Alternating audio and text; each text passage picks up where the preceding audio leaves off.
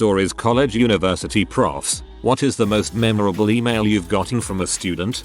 A few years back, I was working as a lab tech and I had an older student who really seemed to resent being taught by a 20-something fellow student. In the syllabus for this lab was a rubric all the TAs had agreed on. Part of the grade was always including units on numbers and we'd take off 1 point per unit missing. This student handed in a lab report with 0 units anywhere, so I followed the rubric and took off points. I expected her to come talk to me, since I told them every day to talk to me about any issues and I'd do my best to give back points wherever it could be justified. I try to be nice to my students because I get it. Labs suck and you don't have time to do everything perfectly. I didn't hear anything from her until the next lab was due. She emailed it to me and said, since it's apparently okay to take off an exorbitant amount of points for something as trivial as missing units, I'm not going to use units anymore. I have no clue what the heck compels a grown-butt adult to act like a 5-year-old. She eventually stopped attending labs and I have no idea what happened to her. A few years ago I was teaching a design studio for first-year students in our program. My boss had enacted a tough attendance policy from on high, as many of the freshman undergrads often tried to skip studio. Because of this, I frequently received requests to miss class for stupid things like football games and house parties, and the requests got more and more ridiculous as the semester went on. One day I was checking my work email and noticed a request to miss class that Friday because I am playing in the Quidditch finals this Saturday in Canada. Since it was Wednesday and our class was about to start, I decided to confront the prankster in class. I get to class and see the students crowding his desk. Well, apparently he knew I wouldn't believe him, so he brought his gear into class along with an album of photos of him playing Quidditch throughout high school. Now, I am a self-proclaimed Harry Potter fan and I felt so shamed that day I just let his absence slide. When he returned to class, he brought photos of his match and even though they lost the game, he seemed grateful that I didn't penalize him. Can confirm Quidditch is an actual thing. I went to exchange at University of Toronto and there's a serious varsity Quidditch team. Not a professor, but my professor did show us an email that was sent to him by a student about 10 years back and he kept her anonymous. The content of the email was basically she had to skip class and didn't know how to phrase it, so she said, "Sorry, I couldn't come to class, my fanny is on fire." End of email. This was a Tuesday-Thursday class, so she sent the email on Thursday and she sent another email Monday saying, "I will be attending class this coming Tuesday. I'm sorry about missing class, but the fire is out." She was strange. Sounds like athlete's fanny. She needed some tough actin' and actin'.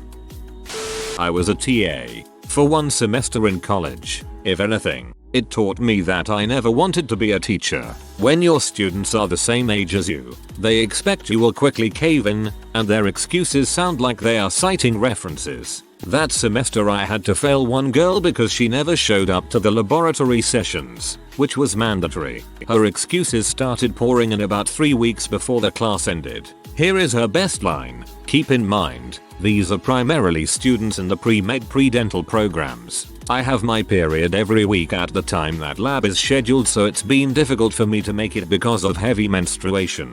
I know that this may not make you happy, but if you don't pass me I'm going to have to take this to the head of the department and possibly to a lawyer because you are discriminating against women. So, I forwarded the email to the professor teaching the course. He emailed it to his boss. It made the rounds, gathered a few chuckles, and that was that. I ended up failing the serial menstruator and told myself I'd never teach again. Menstruator isn't a word, really? Yes, it is. I hope you told her to see a gynecologist for her chronic menstrual problems. This is an email chain from a student I don't think I ever actually saw. Can I get an extension? Double quote. You haven't turned anything all year. I'm not even sure if you've been to any classes. It's December. What possible reason could I have you giving you an extension?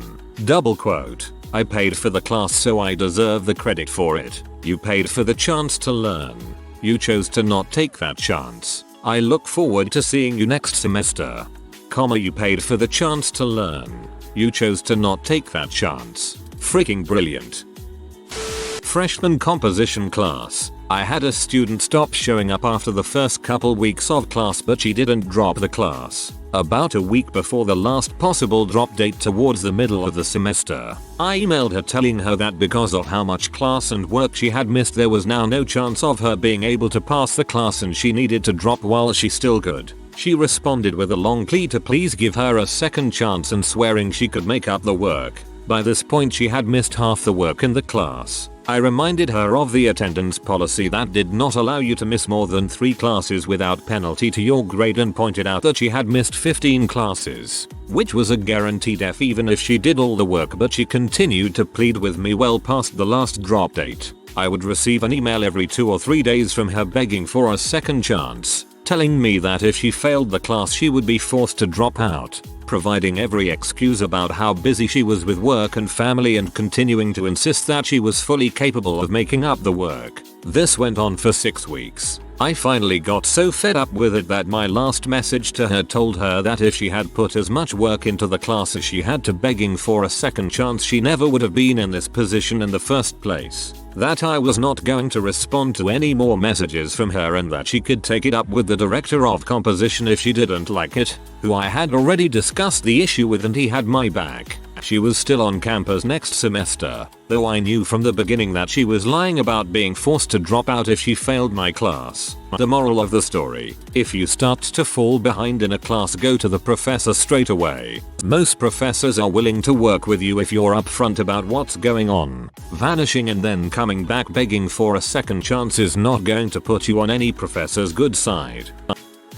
I'm the assistant for a group of theoretical physics professors at a large university, so I get a lot of emails from students or prospective students looking to get in contact with a professor. This one kid emailed me and then called me multiple times, asking if he could come in and just tell somebody about what he'd been working on. He kept saying, "Everything they know is wrong. What I know will change physics forever," and had a general hopped up on uppers tone. But he couldn't tell me anything specific about his research, so I knew we were going nowhere. Eventually, the way I got him to leave me alone was to say that no one will listen if you don't have a degree, and I pawned him off on admissions. It was annoying, but I also felt bad because it was obvious that he wasn't quite right mentally.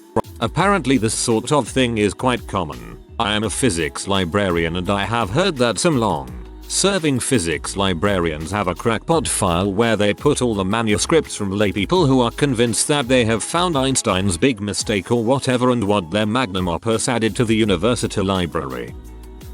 This isn't an email, but it's the most memorable student interaction in my 2 semesters TAing for a 300-person American literature survey class. Because of the large class size, the professor had the students sign up for a certain week to turn in their big term paper, so I averaged grading about 30 essays a week. Each week was connected to a specific author that the student had to write about. Week 1 Nathaniel Hawthorne, Week 2 Walt Whitman. You get the idea. This one student signed up for the week where they had the option to write about either Harriet Beecher Stowe or Herman Melville. It appeared on the online sign-up page as Week 6. Stowe, Melville. The student wrote her essay about a person named Melville Stowe, and I'm pretty sure the biographical details and literature references were a combination of Herman Melville and Walt Whitman.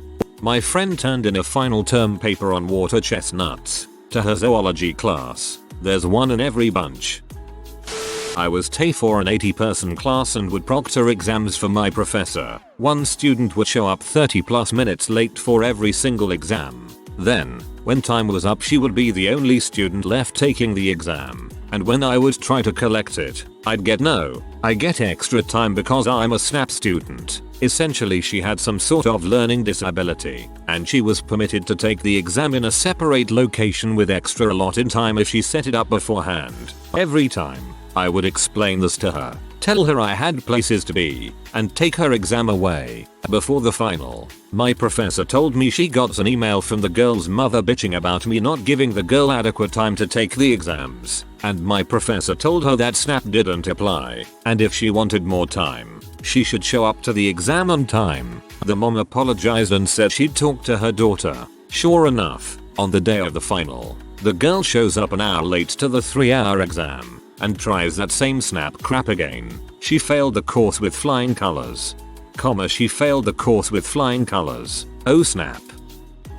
Assistant professor, biologist here. I do mostly field research in conservation, but I teach some bioinformatics courses as well. I had a student email me with a question about an upcoming assignment. A simple Perl program meant to be a component of a larger bioinformatics assignment for later in the semester, very late on the night before it was due, but also include a string of emails from him and several classmates discussing various possibilities for cheating on said assignment if they couldn't finish on time. In effect, he forwarded and added me when he meant to compose a new email, and my assumption was that he was frantically emailing friends and chugging coffee at 2 AM while trying to figure out how to complete the work. This was a group of fairly uninspired young minds, and in a way I was a bit sympathetic because I suspect a few of them were in over their head with the subject matter. Plus, well, nefarious or not, they were actually staying up late into the night trying to get things done. I hadn't been teaching very long at this point.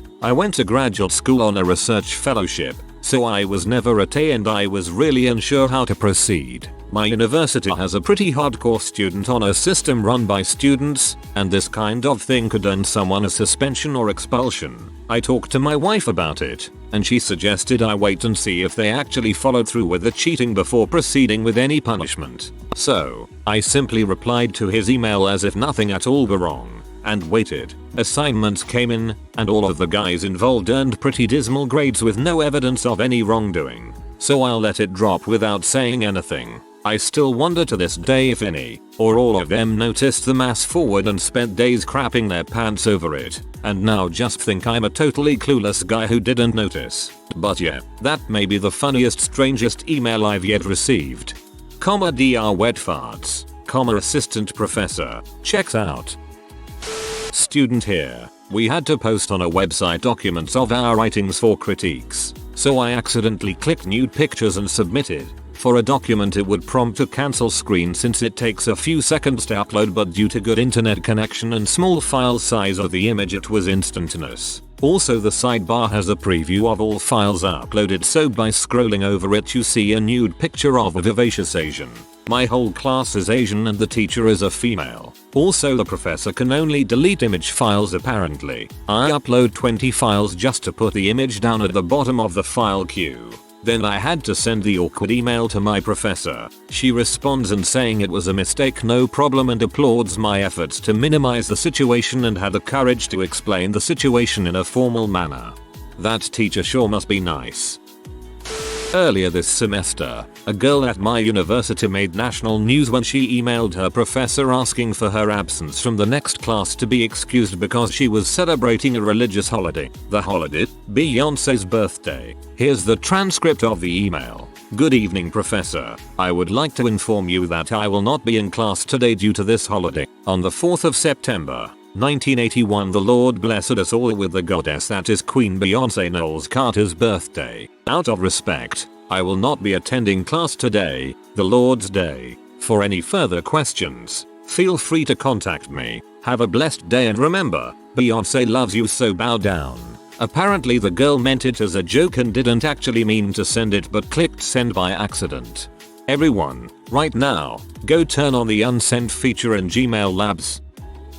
Student. But I was emailed by another student and it was pretty interesting. In our information security class we had just finished the chapter about Trojans, malware, and the likes. One of the things that is quite particular to this story is that we had just finished learning about phishing. Now, for those who do not know, phishing is sending bad links in an attempt to get a user, stupid is implied, to willing give up their username and password. Well, 2 days after our test on these bad files, a phishing attempt started going around the university. It was sent by a supposed student trying to get people to attach their university accounts to a study site. After you signed up, they would email everyone else in your classes about the supposed study session. Well, one of the kids in our information security class fell for it and gave them his username and password. One of the people emailed was the teacher. The teacher called him out during the next class for being a dumbass. Pretty sure he failed the test too. Hahaha, that's terrible. At least it was only the one guy, and now he's learned a lesson he will never forget. Live down. Not a prof, but we had a group project. We had a student named Matt in our group. After our initial meeting he stopped showing up to most our meetings. When he did show up he would yell at us if any suggestions deviated from his ideas. Fast forward 1 month and we have a team case study due. He emailed the night before our first case analysis was due to ask us what case we were supposed to analyze. Needless to say he never submitted his part and our group was up all night doing his part. We were fed up and decided to contact our professor to address our concerns. I will never forget his response. I've removed him from your group so please continue as a group of 4. As far as I'm concerned he's dead to me. To this day he is one of my favorite professors. I had a student who was pretty behind in the class. I wasn't faculty at the time but a student teacher lecturer.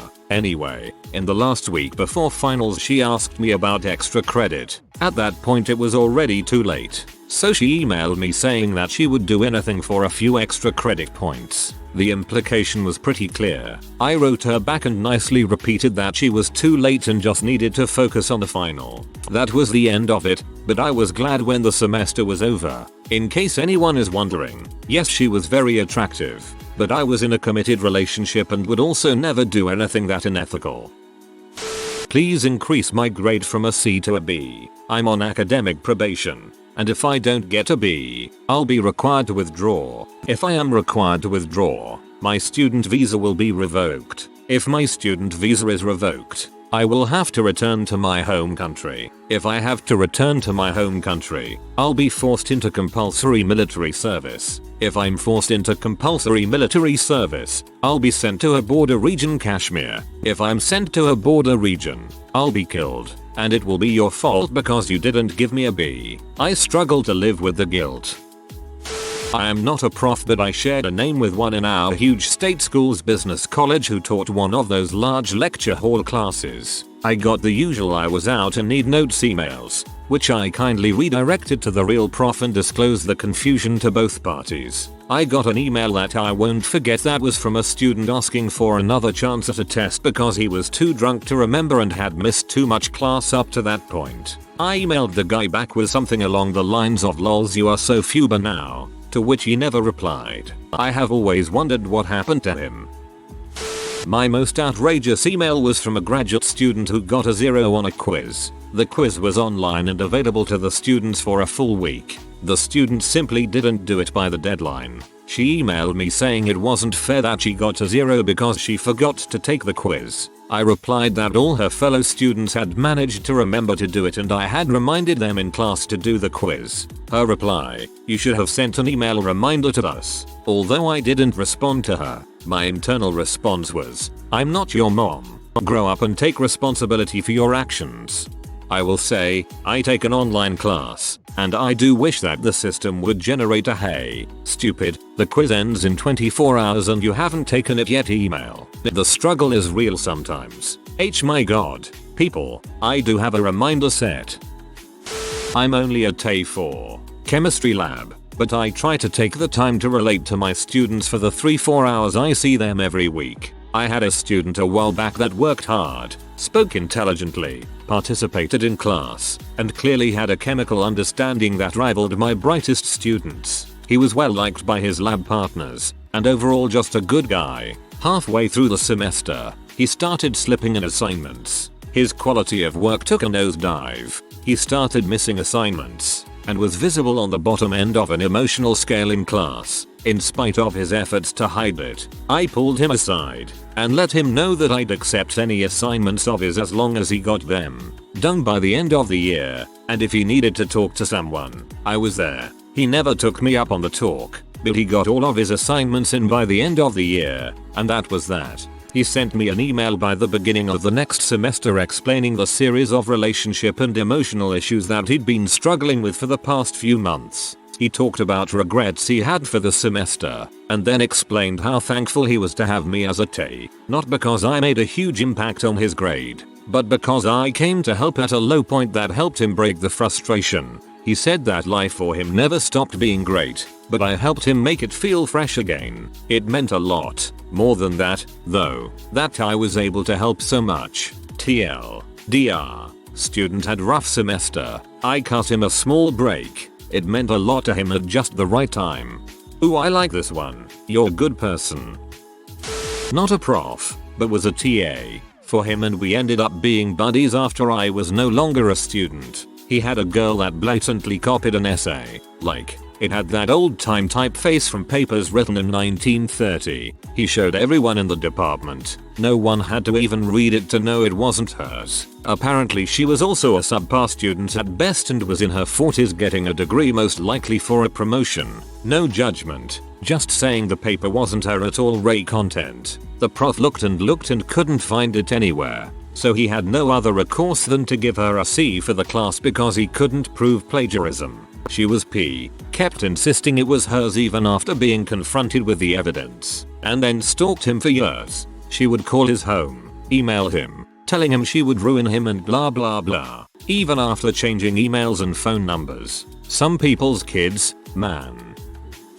I got kind of a reverse memorable email story. I once had a very minor surgery, less minor than having your appendix taken out. I wasn't even put under for it, just something that caused me to miss a few days of classes. Well, we had a 5-person speech assigned to us the day I noticed something wrong. So I went to the clinic and they told me they would need to remove a cyst. Well, it's painful and I have to wait 4 days to remove it. It was a Friday. So I miss almost all of this thing. I emailed the professor. She was from India. And I'm making up all of my work. Like I'm researching stuff and planning out a 1-person speech for 5 people because I think that's what it's going to take to make this up. She had announced to the class that I had surgery and would be out for the foreseeable future. Huge mix-up of communication between me and her. At least that's what I thought. I was told by a few classmates afterwards that she made it sound like I was going in for a heart transplant. She sounded really concerned and told people to keep me in their thoughts. So when I came to class the next Friday, it was like a ghost returning. She acted like I had just gotten off the operating table. Why are you here? Shouldn't you be in bed? Absolutely one of the funnier moments I had in class and one of the nicest teachers I've ever had. That's adorable. I love professors that care about their students. I mostly teach introductory geology. One summer semester, I offhandedly said something about evolution in class. I don't remember how it got started exactly, but it touched off an ongoing email, and after class, dialogue with a Muslim student on evolution versus creationism. It was very enlightening for me because I had only ever encountered the Christian version of creationism. It was interesting to see the Islamic version. It was all very civil and mutually respectful. Both the student and myself learned a lot. Years later I got an email from this student. He told me about how our discussion had opened his eyes to his Navy and it led him to learn more about science. He ended up majoring in environmental science and was working on his MEs. He even had a question for me from a grad level sedimentology course he was in pertaining to greywake. If I can get someone who's just in my class to fulfill a gen ed requirement to actually be interested in science, I feel I've done my job. Once every few years, I get a convert. A student who comes back and tells me they ended up in the earth or environmental sciences because of my course. But getting a person to change from Islamic creationism literalism to pursuing a career in science, that was almost scary. When I wrote the student back, I told him that I hoped he had found room in his life for his faith and science. When I was a student, I got an email from a professor that said has missed a lot of classes this quarter, and she came to me to ask you on her behalf if anyone would be kind enough to share their notes with her. Here is her email address. If you would like to email her your notes, she would appreciate it very much. I feel like what happened was she went to the professor and asked for help, and in an attempt to get rid of her he just said if the other students want to give you their notes that's up to them. If you are new to the channel, you can subscribe. I publish new videos every day. Until then, check another video.